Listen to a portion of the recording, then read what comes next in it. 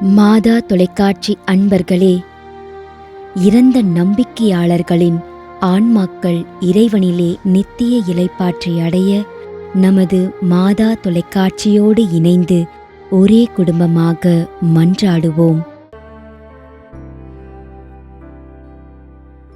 ஏ செபாஸ்டியன் முதலாம் ஆண்டு நினைவஞ்சலி.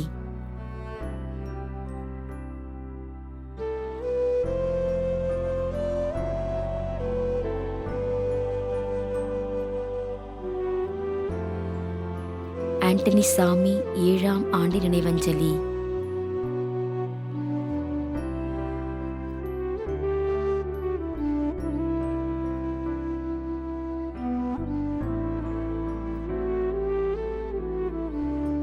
மேரி சாந்தா.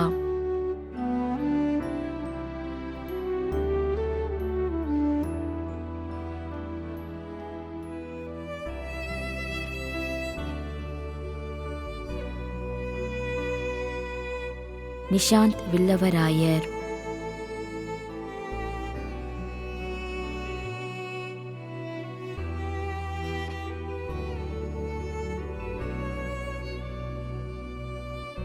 எச் பிரான்சிஸ் சேவியர், ஆலந்தூர், சென்னை.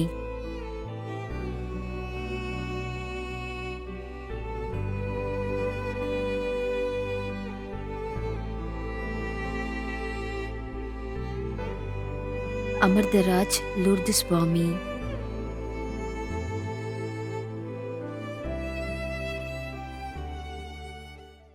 மேலும் யாரும் நினையாத நம்பிக்கையாளர்களின் ஆன்மாக்களுக்காகவும் மன்றாடுவோம். தந்தை, மகன், தூய ஆவியாரின் பெயராலே ஆமென். ஆண்டவருடைய பெயராலே நமக்கு உதவியுண்டு. விண்ணையும் மண்ணையும் படைத்தவர் அவரே. திருவெளிப்பாட்டு நூலிலிருந்து வாசகம். அதிகாரம் 14, இறை வார்த்தை 13. விண்ணகத்திலிருந்து ஒரு குரலை கேட்டேன். இது முதல் ஆண்டவரோடு இணைந்த நிலையில் இறப்போர் பேறு பெற்றோர் என எழுது என்று அது ஒலித்தது. அதற்கு தூய ஆவியார், ஆம், அவர்கள் தங்கள் உழைப்பிலிருந்து ஓய்வு பெறுவார்கள், ஏனெனில் அவர்களின் செயல்கள் அவர்களை பின்தொடரும் என்று கூறினார். ஆண்டவரின் அருள்வாக்கு. இறைவனுக்கு நன்றி. நம்முடைய வாழ்ந்து இறந்து போன இறைவனின் அடியார்களுக்காகவும், மேலும் குறிப்பாக மாதா தொலைக்காட்சி வழியாக நீத்தார் நினைவில் என்று நினைவு கூறும் இறைவனின் அடியார்கள் அனைவருக்காகவும் மன்றாடுவோம். விண்ணுலகில் இருக்கின்ற எங்கள் தந்தையே, உமது பெயர் தூயது என போற்ற பெறுக. உமது ஆட்சி வருக. உமது திருவுளம் விண்ணுலகில் நிறைவேறுவது போல மண்ணுலகிலும் நிறைவேறுக. எங்கள் அன்றாட உணவை இன்று எங்களுக்கு தாரும்.